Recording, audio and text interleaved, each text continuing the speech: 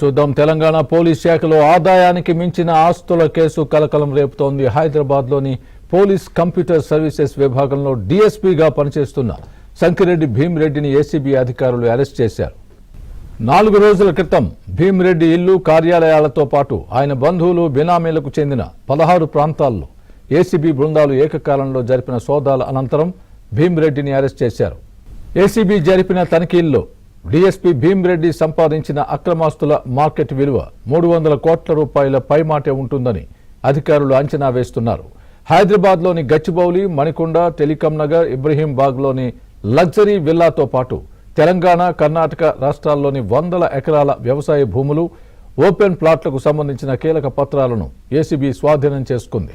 తన వద్ద పనిచేసిన ఒక మాజీ హోంగార్డ్, వాచ్మెన్ పేరిట కూడా భీమిరెడ్డి కోట్లాది రూపాయల బినామీ ఆస్తులు కూడబెట్టినట్లు దర్యాప్తులో తేలింది.